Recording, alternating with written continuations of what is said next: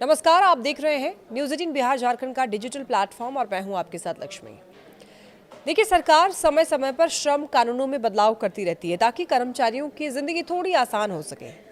अब 2025 में भारत सरकार ने नए लेबर कोड्स लागू कर दिए हैं, जिनसे ग्रेजुएटी के नियमों में सालों बाद सबसे बड़ा बदलाव हुआ है। और इससे पहले 2018 में आखिरी बार बड़ा बदलाव हुआ था, जब टैक्स फ्री ग्रेजुएटी की सीमा 10 लाख से बढ़ाकर 20 लाख रुपए की गई थी।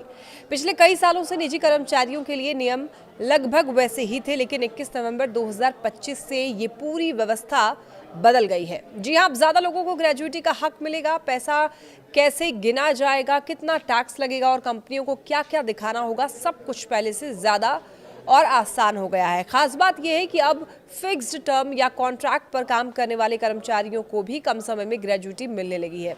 सबसे बड़ा बदलाव यह है कि अब फिक्स्ड टर्म और कॉन्ट्रैक्ट कर्मचारी सिर्फ 1 साल काम करने के बाद ही ग्रेजुएटी के हकदार हो जाएंगे। पहले देखिए, कम से कम 5 साल नौकरी करना जरूरी था और इसीलिए प्रोजेक्ट पर काम करने वाले लोग या फिर कॉन्ट्रैक्ट स्टाफ अक्सर ग्रेजुएटी से वंचित रह जाते थे। अब आईटी, मीडिया, मैन्युफैक्चरिंग, कंस्ट्रक्शन जैसे सेक्टरों में काम करने वाले लाखों लोगों को इसका सीधा सीधा फायदा मिलने वाला है। देखिए, दूसरा जो अहम बदलाव है वो वेज यानी कि वेतन की परिभाषा को लेकर है। पहले ग्रेजुएटी की गणना सिर्फ बेसिक सैलरी पर होती थी, जिससे रकम कम बनती थी। अब नए नियमों में वेतन का बड़ा हिस्सा वेज में गिना जाएगा और अलाउंस कुल वेतन के 50% से ज्यादा नहीं हो सकता है। इसका सीधा मतलब यह है कि अब ग्रेजुएटी की गणना ज्यादा वेतन पर होगी और कई कर्मचारियों की ग्रेजुएटी 25 से 50% तक बढ़ सकती है। देखिए, तीसरा जो बड़ा बदलाव है वो टैक्स को लेकर के है। निजी क्षेत्र के कर्मचारियों के लिए टैक्स फ्री ग्रेजुएटी की सीमा अभी भी 20 लाख रुपए ही रहेगी, लेकिन केंद्र सरकार के कर्मचारियों के लिए ये सीमा 25 लाख रुपए तक कर दी गई है। यानी कि सरकारी कर्मचारियों को टैक्स के मामले में और राहत मिलेगी।